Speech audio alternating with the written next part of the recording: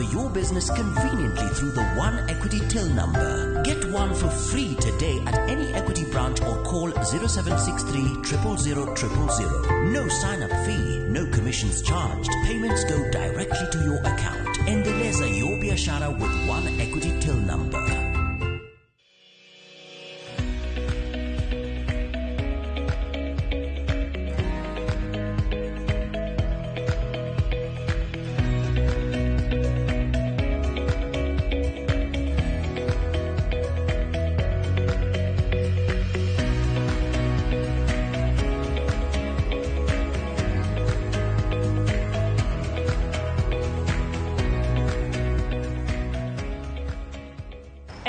Machielo nyakorom gajongar wake chendo ni maro hala gi mwandu chenro wamedo menyo ni oganda luo mago matimo mateke weche mago hala kod keto mwandu watio magiduto mar kelo ni twak makona dongruok kaka oganda luo machiegni nyinga Lydia okay. E kinde mane entiere kare mar tiegruok nyakorom gajwa Nesta Kojwang' no chako uso chiemo ne jopuonjre mano miyo bang' tieko sombe nobedo kod ng'eyo e wi gino manodwaro timo kaka ja ohala.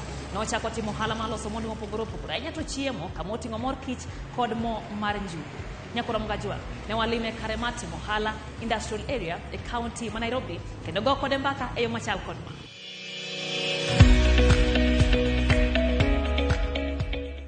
Nyinga en Easter Helen Kojwang', aja ohala modak Nairobi to batimo ohala Nairobi. Kampuni na ilongo ni Eastness Limited.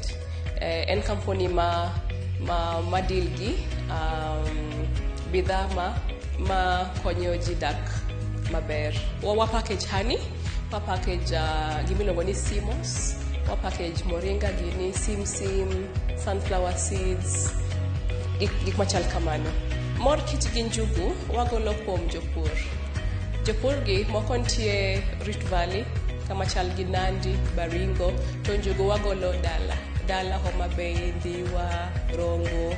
Sama wang'eyo mor kich ni wang'eyo gimiluongo ni moisture. Moisture en pi rom nade e mor kich no. Koro KEBS wacho ni pi manie honey, moisture manie honey nyaka bed 16% gi 20%. Koro ka mor kich no nigi pi marom kamano to ober. To bentie gik moko ma wang'iyo ni bomed sukari. Komed sukari to kanyal kao. Bomed yedhe okanyal kao machal kamano. To njugu mostly wang'iyo aflatoxin. Aflatoxin en gima kelo tuo. Koro ka njugu nigi aflatoxin okanyal nyiew. Koro watimo tests e lab ma konyowa mondo wang'iyo mana mwandu ma ler.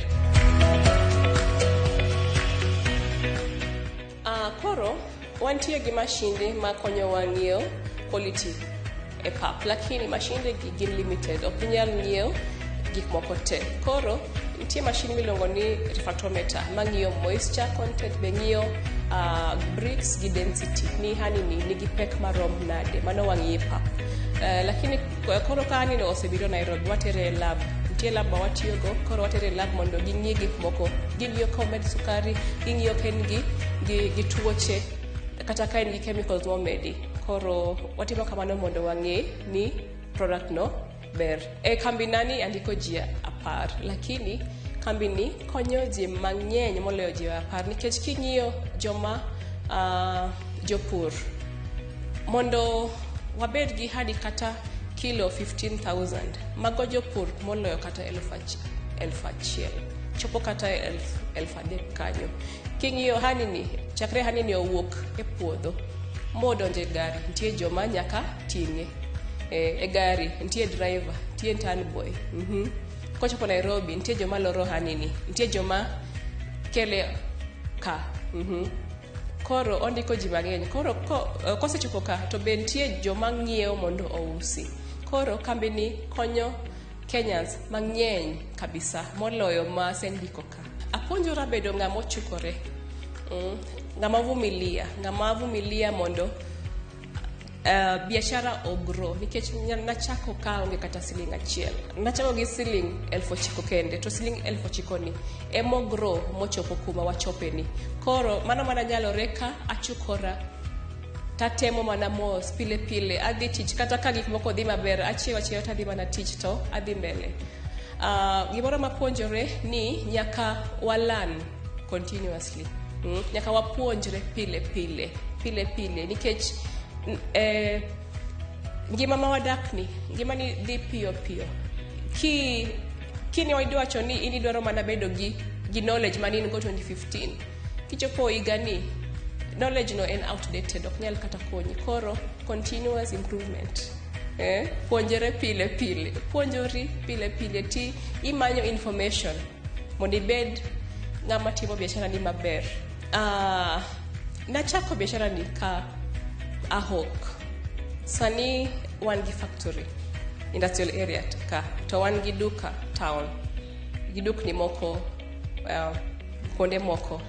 Koro mano change maduong' ahinya nikech ok en hawkers mang'eny ma chopo ka. Koro wan gi duka achiel apa Nairobi CBD e chuny town iluongo ni HH Towers 8th floor shop 807. To Kisumu be wan gi duka moro Kondele. Nyamera emaran duka mar Kondele no. To Kitengela wan gi duka kama iluongo ni Eneshipai Business Center. Kidhi kanyo tiyudo Eastern Products. To sani be wan gi jomoko ma stock products wa. Tie moko Mombasa, tie moko be Kisumu. Marketing mar mwandu ma wan go Eastern ka timo mostly mtandao miluongo ni Facebook ni gi ji modhuro kabisa. Ji modhuro makoro ki loso mana post achiel to jogo nitie possibility ma jogo neno post no gite. To kata ka ji 10,000 neno post no in sure ni kuom 10,000 no idhi yudo kata customer 100. To customer 100 gi dhi nyiso wetegi. To koro odhi mana mbele kamano makoro yudo ni in gi customer mang'eny pile. Adwa nyiso joma rowere ni kentie idea main to chaka kada kaen mana mar uso mandas usa mandas no nikech kia kuma mandas no diteri anachaka gi uso biscuit high school kasto adhi chiemo university kasto sani apak hani nachaka koro inbe chakuru chaka to kikin bed gi worries mang'eny chaka to as you do your business learn puonjri from business no pile nitie gima nyalo puonjori pile.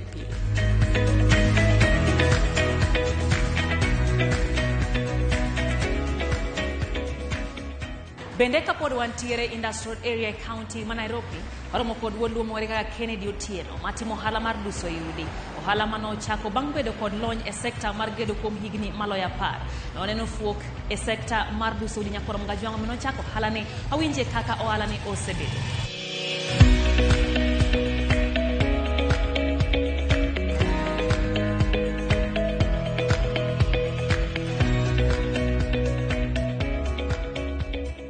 Koro an iluonga ni Kowili Otieno ajao Mabei Kasipul. Koro an e profession mara an e building industry, an a civil engineer. Koro asebede industry for now 10 years. Koro 10 years ni osemiya experience aneno ka gik moko timo moko mawuok maber moko mawuok maber. Koro with this experience ema nawacho ni nitie part ma nyalo improve the building industry ema nokelo idea mar setting up prime film solutions. Koro gima ji ong'eyo kaka osebedo kotimore en ni kisegedo setiyo gi pesa mang'eny igero ot mochung'. Koro wagi kar finishes seche moko kaka gik moko wuok ok mor wuon ot. Koro being ni asebedo industry aseneno mabeyo gi maricho. Nawacho ni maricho gi wanya correct kadipo ni oketo installations aina.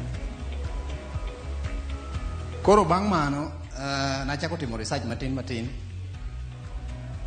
awuoyo gi other people mabe ni industry ni matimo especially interior finishes kendo naneno ni nitiere reme mashinde kaka kuonde machalo kaka Kisumu maybe ok biyudo gik mitimo machalo nikech en gima pok ong'ere ahinya ni. Koro nawacho ni because nitie need kendo customer biro yudore ka gima ber timore. Wacho ni waket some resources, omany machines gi waket ka, omany jowa moko be operate mondo watim tich maber ma ka ji oneno gimoro. Koro ei ka ne nitie challenges nikech machines gi onge Kenya ka or Africa. Koro nyaka ne wamany kaka wanyalo manyogi either Europe kata China. But nikech ofuku be ne ok ber ahinya, nikech machines ma Europe usually gin expensive molo ma China. Koro ne wayudo ng'ato no connect with supplier moro ma loso these machines. We contacted him. Tinde ng'eni technology oketo piny machiegni. We just made a video call with him. Wamiye specs mwadwaro. Onyisowa ni gini will take like a month to mondo gi condition machine to the Kenyan market nikech giwacho ni nitie voltages opogore per country. Koro Mima was in July of last year. Koro it took us like 45 days for them to configure the machines to the Kenyan market. Koro mano, we paid a deposit, then they started configuration. It took like 40 to 45 days. Then the machines were loaded with the container. Negichopo August, toward the end of August. Koro during that time, during the 45 days, we were looking for the space kaka koro go down. More yodo, more assembly canidwaro the computing systems and all marking the floors. But by the time in August end, the machines arrived.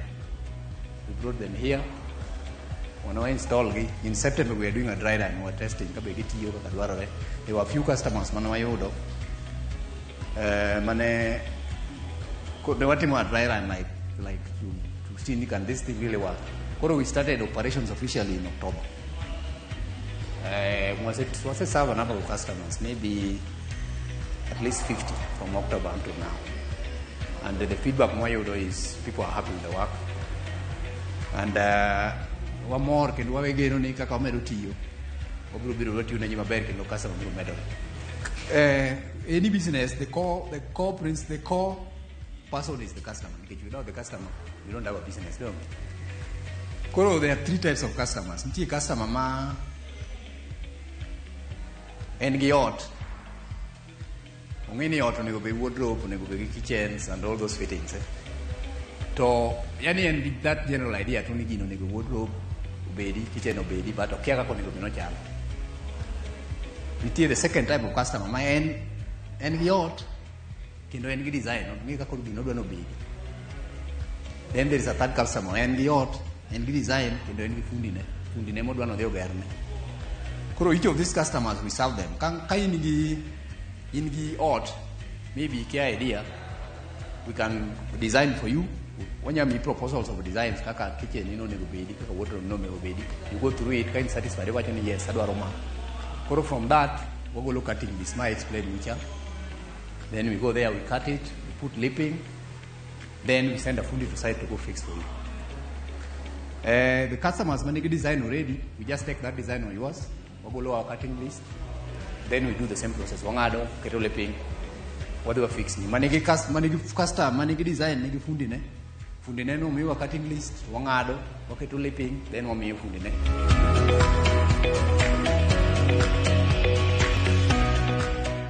Bookkeeping is a critical part of business because you won't even know. Are you even moving in the opposite? Are you making losses? Are you making profit? So bookkeeping is core aspect of doing any other business, not necessarily even business. So we have a computer system that we capture any whatever expenses or expenses we incur, whatever income that we come in. Huh? Oh, one computer system what I call the kadiponi wangeo board, kataka customer kilo board. Any mora wangeo kadiponi watangeo malpass to you when you got screws for everything. Wangeo so that at the end of the day wangeni pesa what you get now kama pesa modo you and makama. Kendo business one of nyadi mbele kadiponi wango kita such a system manage records about. Yes. Koro any business ngata mora business. Okunya bedo nitimo gimoro gi wi ni onge kamoro mindike records. Mano chalo ngati oti tino. Yes. Ato tinde be pinyu bedo ma digital. Computer system niti programs mabeyo ma manage information maber. The role of government is not to give people job, unfortunately. Their role is to create opportunity ma favor businesses to grow. And it is better kind of know-how and ability to set up your own thing than depending on the moko. Okber, if you are better off creating your own thing, you sacrifice your time.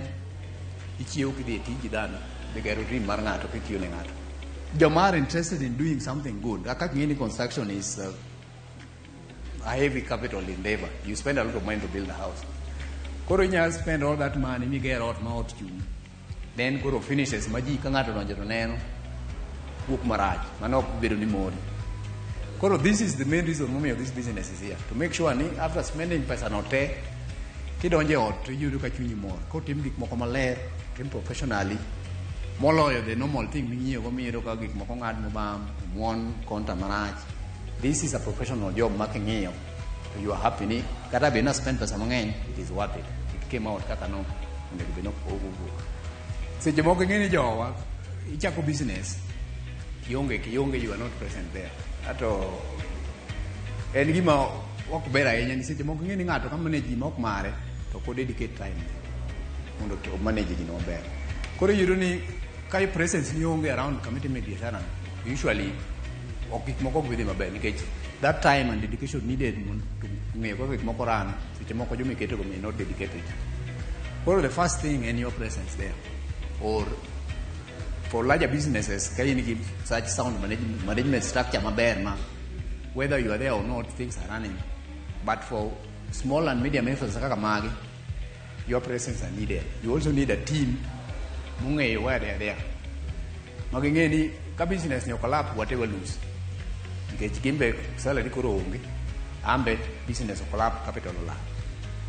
Okadwa wundu ji biashara zimoko tek, especially kaka sani the economic situation of the country is not good.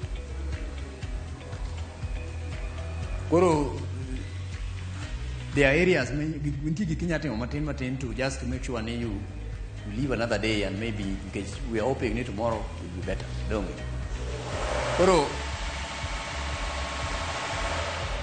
can you get dedicated customers, I get dedicated team. Kadiponi income team nikech economy raj customer base or shrink or documenting. You can cut expenses whenever possible. In any when you are like now appropriated like this, humanity depend on success of this business.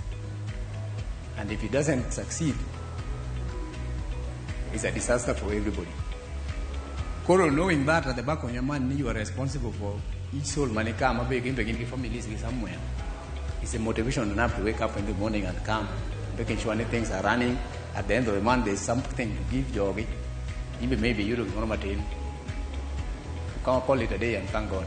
The number, I think we have a social media which we will share, but number 1 0738 565 and 145. Yeah, yes, yeah. 0738 565 145. Yes, when you call, you will get Kowili Otieno or Felix Ochiem, or we have Carol there, we have Fatma. Any of us will answer the phone and will assist you.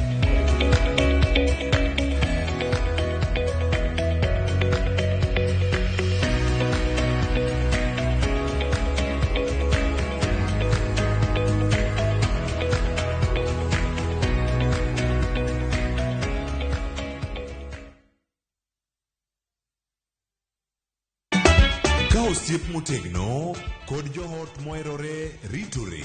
Yakocha, timondo ndisori. Wayudo ng'eyo tonggi. Ipani akia gik mitimoga. Uro wengi donje matusi na ukweli donge. Yud more ngimani kokalo e gik matindo.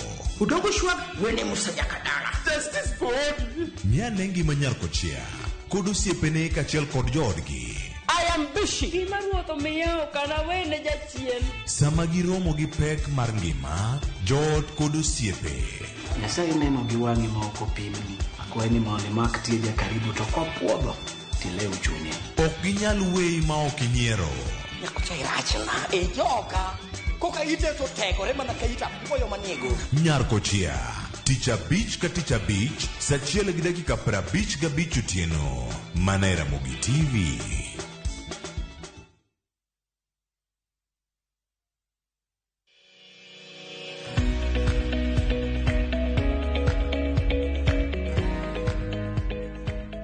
Timo Ohala madagore tikona e county ma Nairobi waramo kod woluo matimo ohala maloso geche mokethore e kare matimo ohala motisni quality garage.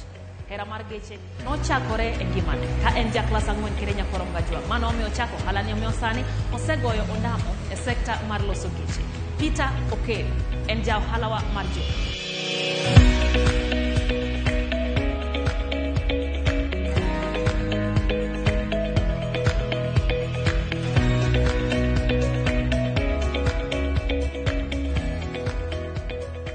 Ani luonga ni Peter Okelo, Kisumu Nyaera. Koro tich matiyo natiyo tich mar garage mar loso gechni. Koro nabiro Nairobi ka higa mar 2006 kama nachake tich mar gari. Kaka nachopo ka nitie muhindi moro manayudo Nairobi ka manopuonja tij rie gari mopuonja mang'eny. Koa kanyo nondika kambi. Natiyo tij kambi higni 8. Koro kaka natiyo tij kambi nasomo design kaka muhindi no loso gi customer, rwako customer e garage, kaka otit customer. Koro nalan kupitia muhindi no. Makoro ambe naamua ni avera gi tij muhindi no ayaw mara. Koro ayaw garage Dagore tikona Ngong Road kanye mati baso tijwa ni gimokwongo kodwa ukora kaka customer biro e garage to bed ng'at moro maratiro kech nyayudo tich matiyo ni nitie jok moko maka customer kero ne gari manyien en podwa no kwala gik moko muk mafulang'o ma gik maketho ne ng'ato tich. Koro okodwa tich mar mibadhi. Koro customer kodonje garage treat maber kata komi pes material bed ng'at moro ma jaratiro rune customer rangi gi kupitia code ne mar gari. Okodwa njia moko mag mkato mag ukora ndani. Kech ng'eni tich kitiyo maber an ng'ena tiyo ga tich moro ma kata kopona tiyo ka gari adhi to yani gari no usore owuon klant okusa kata kumokade to kata piro siepe kata office kata kumotiye ng'ato loro gari ng'ene gari nego kanye to ochiwo namba na. Kech mostly ana gari kasegoga taketo ga sticker na chien kanyo mar quality garage to ni chieng' moro borado kode yo kanyo. Koro odwa tich moro maler. Koro kumotiye ni an gi department mar panel beating and rie gari to gi twang'o kombe to gi wiring to gi tint to gi sample guard bwatim gi mechanic. Mage gik matime garage wana. Yes. Jok mandiko kandiko dana 15 e department mena na nyisigo. Lakini kila mtu apuonjo negi discipline. Watiyo gi material original wa import material kutoka Dubai parts mag gari. Wan gi duka kae. Mana tich matiyo kae.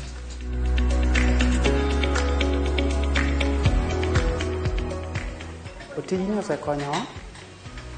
An nyaka chak tijni osegola kuma bor.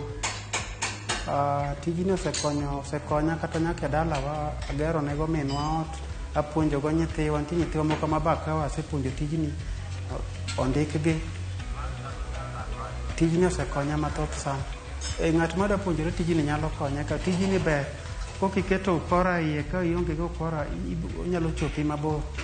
Tijni okudwa ujanja, ibedo ratiro kuom customer, bas tibona naka tich medore amed. Tijni puonjruok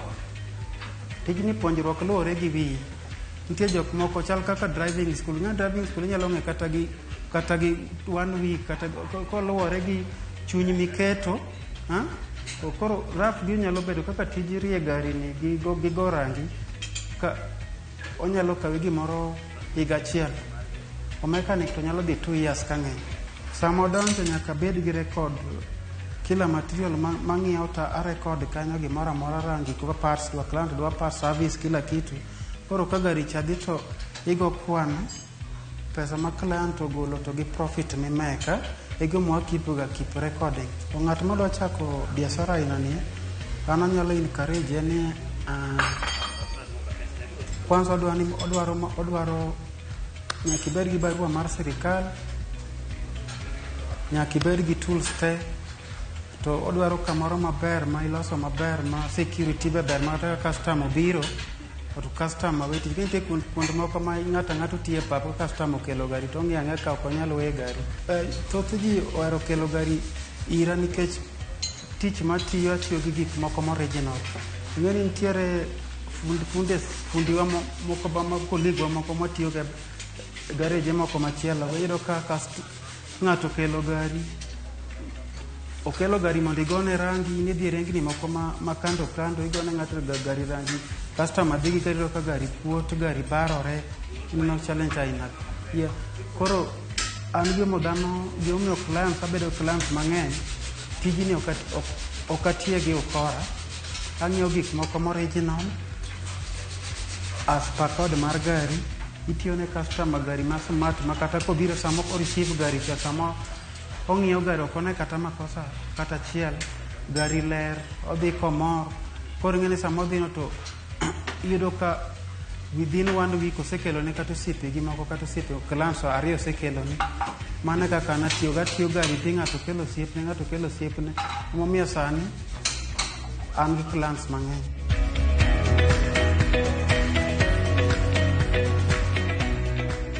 Ana aji market kaka na chako tijina yao Facebook akambine lungo ni quality garage kanye maya makidhi Facebook type quality garage ibro yudo tije ga tege mara matimo kanye kwa kana market to ka post ashare into groups mane kaka nang'era ange clients kata oselunga nyaka Rwanda bago e garage Uganda, ange clients nyaka Tanzania. Koro tich maber ema kelo tich maber kaka imedo marketing. Loso ne ng'ato gari maber. Sana gechni moko mikelo moko ma ido ka gari okele mo gari obarore gari okuot gari no ber kiwalo rangi te dong mabati lilo. Fokia ichako from the scratch from mabati. Koro ido ka gari niloso mos tangi tundu michope process igo rangi finishing. Ido ka gari no ler mayani rangi light ko mani gari duogo manyien to nitie weto moko machemo Kenya kelo ne ng'ato gari ido ka gari okuot kelande kuonde mokuot ge mogwaro to kete fila moko maricho to ka customer di pod gari no okuot ngene ng'ano koro lose customer no kabisa koro tiji ni odwaro tich moro ma ler an namba na han gi Safaricom line 0726 44 55 18 Airtel 0780 581 439. Koro advice manyalo miyo oganda luo tich moro ma ng'ato ya obed mar garage obed mar kibanda yani obed mar supermarket ber kisavo client maber ibedo ja adieri to ibro faule ohala mitimo.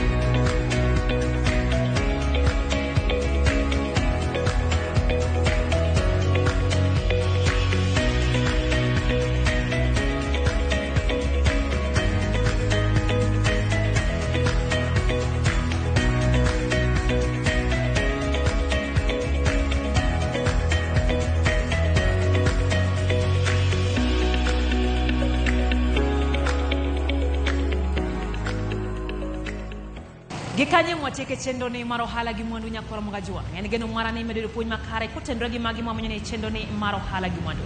Tudiko dakede juma manyien e seche makama. Wamed goyo mbaka mago makora dongruok kaka oganda lu. Uriti masane nyinga Lydia Okero.